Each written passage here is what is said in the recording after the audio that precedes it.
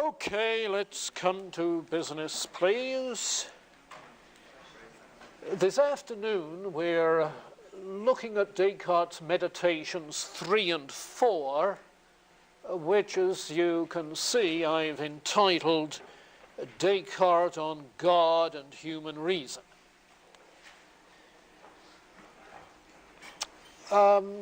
We come out of the second meditation with really two conclusions. One is that I exist, a thinking thing, and the other, which is really a corollary of that, is that as a thinking thing I have all sorts of ideas, including the idea of God. Now, if that's the case, that we have those two conclusions, we have really two possible premises for arguing for anything else, like the existence of God. We have no premises as yet that are assured about the existence of a material world or the ordered purposefulness of nature. So there's no possibility as yet for cosmological or teleological arguments for the existence of God. All he has to work with is his own existence as a thinking thing and the ideas that he thinks. And yet he finds that's enough.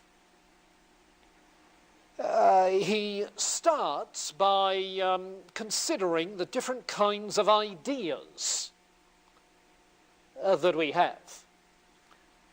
And there are three such kinds of ideas.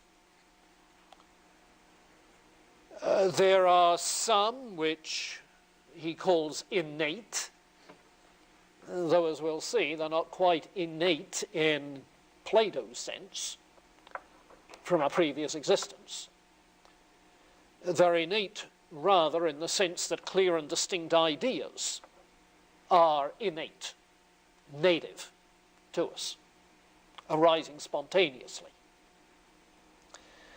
There are others that are adventitious, and you can get the sense of that from the term advent. They come to you from external causes. Ideas which on our part are involuntary. They're independent of my will, involuntary ideas. They're ideas which are taught us by nature. It's another way he puts it. Namely, in the course of experience, we acquire these ideas, apparently because of external causes, adventitious. And then there are other ideas which are factitious, ideas of which I am the cause. And in that case, they're voluntary ideas, like my idea of a fairy giraffe with butterfly wings, which I put together out of all sorts of other ideas. You see. So, three kinds of ideas, and in effect, in this chapter on the existence of God, what he's going to do is to argue that the idea of God is not a factitious one, which I cause. It is rather involuntary. So it's not factitious. And second, he's going to argue that the idea of God is not simply adventitious in the ordinary sense, it's distinctive because the idea of God has the fullest kind of objective reality about it. So the first two of these three starting points for arguing God's existence have to do with the idea of God. Okay? And the third has to do with his own existence as a thinking thing. So he's going to make use of both of those conclusions which arise from meditation too. Is that much clearer? Okay. Now, let me concentrate then initially on what he has to say about the idea of God. Among my various ideas, he says, ideas of animals and all sorts of things, the idea of God seems to be distinctive in certain ways. Now, because he's going to claim that the idea of God has an objective reality about it, okay? It's a very realistic idea. He's got to define what the idea is. No vague, undefined idea can have that kind of objective reality about it. In fact, he seems to identify clarity and distinctness. You remember that old criterion for an intuitive conception? He seems to identify clarity and distinctness with objective reality of an idea. Okay?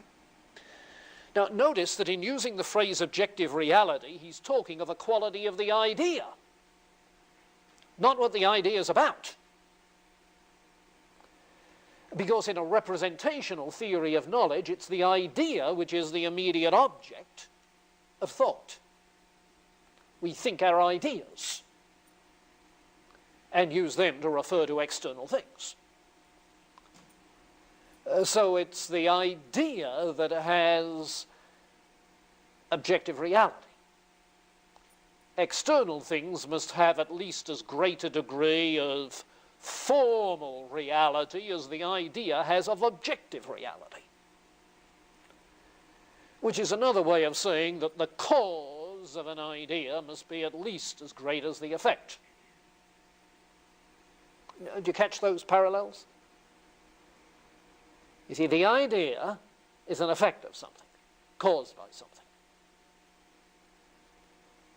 The idea of God has a great degree of objective reality, so clear, so distinct, so distinctive. So the cause of the idea must have as great a degree, at least, of formal reality, that is to say, external reality, in the nature of things. And that way of talking about the formal reality must be as great as the objective reality is simply saying the cause must be at least as great as the effect. And if you wonder, as we did yesterday, where does he get this idea of cause and effect? His response is simply, nature teaches us. And you'll find that phrase in this chapter. Nature teaches us that the formal reality must be as great as the objective reality. Now, if nature teaches us it, then the idea of cause and effect is an adventitious idea. Okay? It's an idea that we learn in the course of experience. An idea that's caused by our experience of external things. That the cause is at least as great as the effect. It's an adventitious idea. But granted that cause-effect relationship, formal reality, objective reality relationship, then in that light of nature, certain things begin to follow. Now, if you look at the anthology on page 38, we'll pick up the train of thought, and because it's a little bit obscure at a first reading, let me pick out the highlights. I think I must have read this meditation time and time again before I caught some of this in it. At the bottom of the first column on page 38, he defines the idea of God. The idea by which I conceive a God, sovereign, eternal, infinite, immutable, all-knowing, all-powerful, the creator of all things that are out of himself, outside of himself. Now, that's quite a well-defined conception of a theistic being, you see. Eternal, infinite, immortal, sovereign, all-knowing, all-powerful, creator of all things outside of himself. This, I say, has certainly in it more objective reality than those ideas by which finite substances are represented. The major distinction being the conception of a being infinite in regards to those attributes. And it's manifest by the natural light of nature, that there must be as much reality in the efficient and total cause as in the effect. For whence can the effect draw its reality if not from its cause? So forth. Then in the bottom of 39, he sums up this immediate line of thought. To sum up, what conclusion shall I draw from it all? It's this. If the objective reality or the perfection of any one of my ideas be such as clearly to convince me that this same reality exists in me neither formally nor eminently, and if, as follows from this, I myself cannot be the cause of it, then it's a necessary consequence that I'm not alone in the world. That solipsism that we were talking about last time, that solipsism, I and only I exist, is false. There is beside myself some other being who exists as the cause of that idea of perfect being. Well, among my ideas, besides that which represents myself, respecting which there can be here no difficulty, we've already settled that, there is one that represents God. And he zeroes in again on the concept of God. So, all right, there, thus far, what he's doing is setting up the logical apparatus that he's going to use. The notion of objective reality as against formal reality, the cause-effect relationship, indicating where he's going to go with it. Well, halfway down page 40, second column, well, the middle paragraph on page 40, second column, he comes to the idea of God, defines again, by the name God, I understand a substance, infinite, eternal, immutable, independent, all-knowing, all-powerful, by which I myself and every other thing that exists, if any such there be, were created. Okay, essentially the same definition. But these properties are so great, excellent, that the more attentively I consider them, the less I feel persuaded that the idea I have of them owes its origin to myself alone. Now he's saying here, you see, that the idea of God that I have is involuntary. I'm not the cause of it. It's absolutely necessary to conclude, therefore, that God exists. For though the idea of substance is in my mind, owing to this, that I myself am a substance, I shouldn't have the idea of an infinite substance, since I'm a finite being, unless that idea of an infinite substance were given me by some substance in reality infinite. You see, the cause must be at least as great as the effect. Okay? And he goes on at the first complete paragraph on 41 to talk of the idea as very clear and distinct. At the beginning of the next paragraph, it's the idea of a being supremely perfect and infinite, in the highest degree true. Towards the bottom of 41, second column, God is actually infinite, so that nothing could be added to his perfection. Perfect in all regards. And he's asking how he himself, then he asks on 42, how he himself as a finite creature could even exist. How come that I, a finite creature, can think of an infinite being? How is that possible if there's no God? So for me to exist, able to think of that, then there must be a God to cause me to exist and to be able to think of that. So that he pulls in these three notions. One, that the idea of God has the fullest degree of objective reality, clarity and distinctness, is the idea of an infinite being. He pulls in the recognition that the idea of God is involuntary on a human being's part. Couldn't have caused it myself. And then, thirdly, the existence of the thinking thing itself, the mind, needs explanation. And his conclusion, therefore, emerges at the bottom of the second column of 43.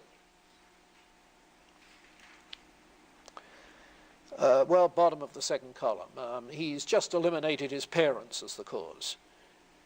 So that the paragraph that ends halfway down the second column of 43, it's necessary to conclude from this that I am and possess the idea of being absolutely perfect, of God, that his existence is most clearly demonstrated. I've not drawn it, he goes on, from the senses. That is to say, it's not adventitious. It's not a pure production or fiction of my mind, it's not factitious. Consequently, there but remains the alternative that it is innate, in the same way as the idea of myself is innate. In truth, it's not to be wondered at that God at my creation implanted this idea in me that it might serve, as it were, the mark of the workman impressed on his work. Not always necessary that the mark should be different from the work itself, but considering only that God is my creator, it's highly probable that he's in some way fashioned me after his own image and likeness, and that I perceive this likeness in which is contained the idea of God. But the same faculty that I apprehend myself. Yes, in apprehending myself as a finite thinking thing, you see, I find an image of the infinite thinking thing, God. The effect bears witness to the cause. So when I make myself the object of reflection, I not only find that I am incomplete and dependent being, who unceasingly aspires after something better and greater, I'm assured likewise that he on whom I am dependent possesses all the goods that I aspire after, and he is thus God. The whole force of the argument consists in this, that I perceive I couldn't possibly be of such a nature as I am, and yet have in my mind the idea of God, if God didn't in reality exist. This same God whose idea is in my mind, a being with all these lofty perfections, of which the mind may have slight conception, without, however, being able to fully comprehend them, who is wholly superior to all defect. So it's sufficiently manifest that he cannot be a deceiver, since it's a dictate of the natural light that all fraud and deception spring from some defect. And his conclusion, therefore, is not simply that God exists, his creator, and therefore the cause of the idea of God, but that the God who exists is a perfect being who does not deceive, could not be a deceiver. And in that last phrase, he's added a further assertion on which the fourth meditation is going to depend. Okay? It's going to depend on that because of the hypothesis that is part of the initial skeptical considerations in Meditation 1, that maybe God is deceiving us, or there is some malign being deceiving us, you see. So if God is our creator, we need to be pretty sure that God isn't deceiving us in creating us the way he created us. But if God is completely perfect in all regards, he wouldn't deceive. So our created faculties are not deceptive.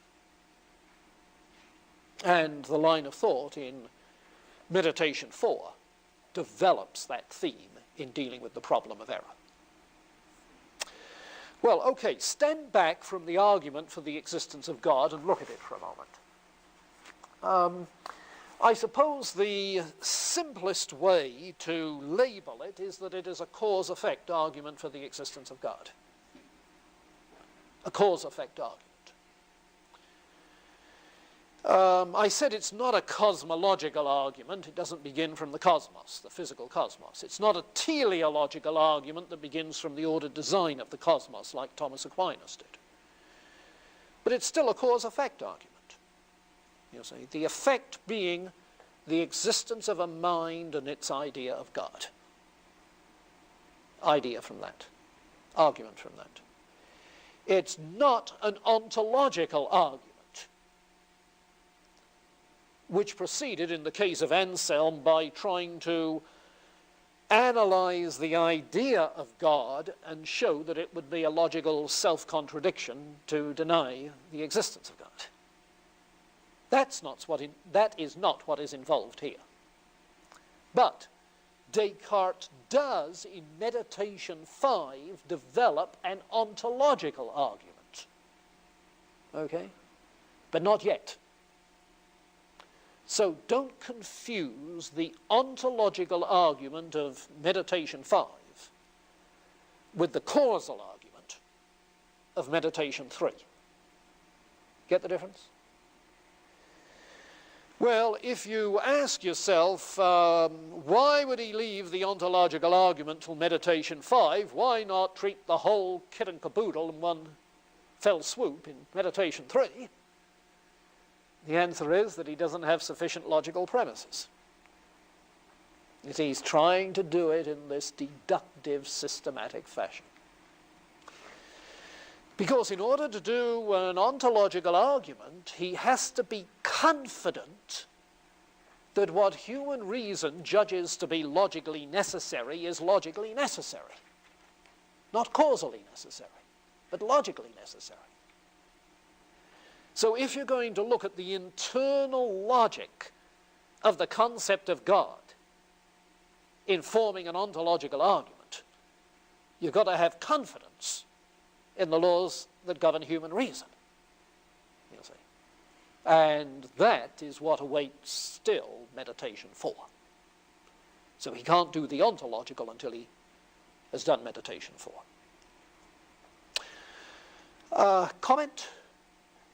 Question? Did you follow the line of thought, or do you want to rerun on it?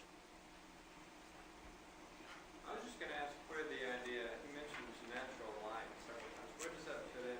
Yeah. As far as being something that he has been able to... Yeah. A good question, because the metaphor of light and enlightenment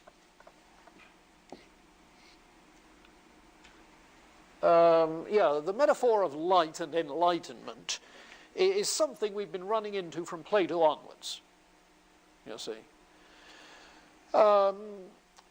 In the Christian tradition, I think it starts most clearly with Augustine, where the enlightenment is the light of the divine Logos enlightening the human mind to see the rationes, those eternal truths, thoughts. However, that notion of the Logos that enlightens the mind seems to go in two different directions in medieval times. One, obviously, is in the Augustinian tradition, which, as I mentioned, comes out in people like Bonaventure, who talk of the Logos enlightening the mind, rather than going with Aristotelian epistemology.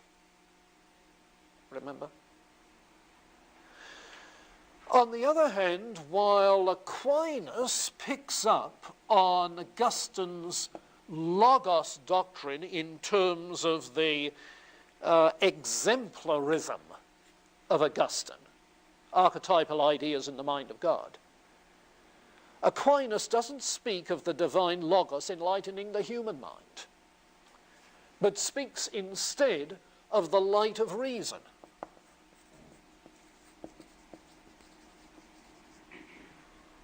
The light of reason. The light, if you like, of natural reason. Now, the difference is subtle, because Augustine's notion of enlightenment is not just of enlightening the minds of believers, the way in theology this comes out, but it's the John chapter 1 notion that the Logos enlightens everyone who comes into the world. In other words, a general human knowledge of universals is possible because of the light the Logos sheds in the human mind. He's not talking about simply enlightening the mind with regards to what Scripture teaches. No. So it's an enlightening of the mind's natural capacities. Well, here in Aquinas, you see, it is the natural capacity which sheds the light. Not the light on the natural capacities, but the natural capacities shed the light. At least that's the way it sounds in Aquinas. But when you get to Descartes, I think it's explicitly that way. The light of reason, the natural light of reason, the light of nature, you see. And it's that notion which underlies the 18th century enlightenment. God said, let Newton be. And all was light. Where'd the light come from? Newton's scientific reason. Yes. Yeah. So I think that's a good question. It catches a distinction between the Augustinian tradition and the Cartesian tradition. Is the idea of this light of reason proved in the fact that since doubts exist, doubting is a type of thinking? Is that how we... Yeah. So that even in the depth of doubt, the mind is not in darkness. But, I see, even in the depth of doubt, I must exist. There's light in the darkness. Yeah. Why does he use the visual metaphor of a clear and distinct idea? You think? Well, there has to be some light in the mind for it to be clear and distinct. Yeah. It seems that somehow, maybe I'm not understanding it properly. If our knowledge of God is dependent upon our ability to think these ideas, yeah, then it seems that the idea of God is subjective to our ability to think. Well, yes, but so what? I mean, can anybody have an idea of God if they don't think ideas? That's why dogs don't have ideas of God. They don't think ideas. They have sense images, perhaps, but not abstract ideas. But couldn't it then be argued that the idea of God is just subjective? I mean, if we didn't think, yes, there wouldn't be... and that's precisely what Marx and Freud and so forth say. But the point is that an idea exists in the mind. The question is not whether the idea exists in the mind. That's a tautology. The question is whether it's true, whether there's anything in reality corresponding to the idea in the mind. Right, so it's not really a proof for God's existence. It's a proof really for the existence of God, the idea. No. The idea of God is something that's given. He said, I have this idea. The question is, where did I get it? You see? he eliminates the fact that it could be a fiction of his own imagination, which means he'd be saying no to Freud. This is not the projection of my Oedipus complex. You see, it's not something I've made up. He says it's not adventitious. It's not something that's been caused by various other factors in my experience. So in that sense, it's not like the idea of some physical body that I've seen. No, it seems it must be innate. An innate idea is so clear, so distinct. You see, this idea of an infinite being is something so great. Now, what sort of a cause does this have? You see? Well, the cause must be at least as great as the effect. It must be the very kind of being that I have the idea of. You see? No, maybe you think the argument is too easy and there's something wrong with it. I think there is. I think there is. I think you can point out the problem, at least at the level of symptom, quite readily. Namely, that while he has an idea of an infinite and perfect being, he doesn't have a perfect idea of an infinite and perfect being. So the idea is not the greatest possible idea. So the cause doesn't have to be that way either. You see, that's the symptom of it. You might, in asking, well, why then does he miss that point?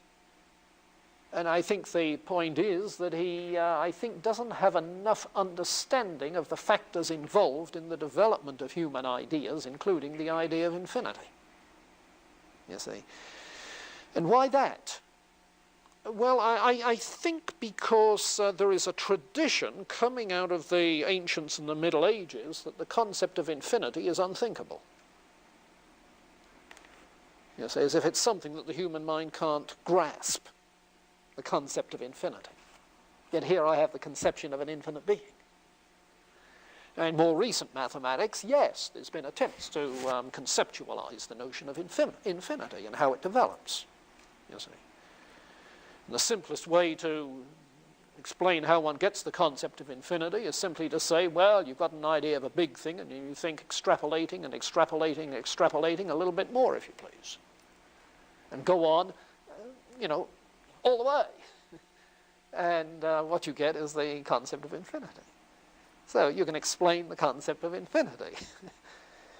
No, but I think that in terms of his epistemology, the underlying problem is that this criterion, this intuitive criterion for truth, clarity and distinctness,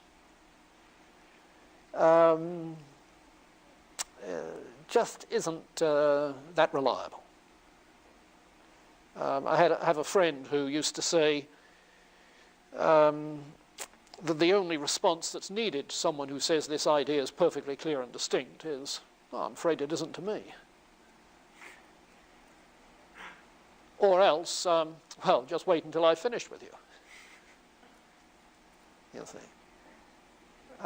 This clarity and distinctness is a matter of degree, and we may think we have something down perfectly clear on a paper we've written or a test we've written, and then when it comes back, you realize you don't have it clear.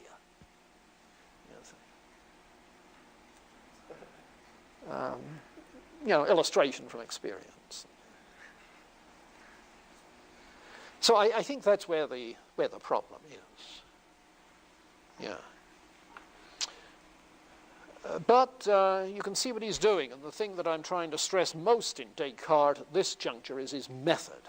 You see, the limitations of this foundationalist method is what we're discovering as the line of thought unravels.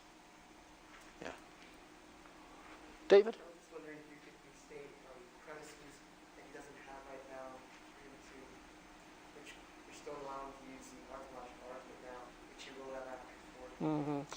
Well, he needs a premise about the trustworthiness of human reason.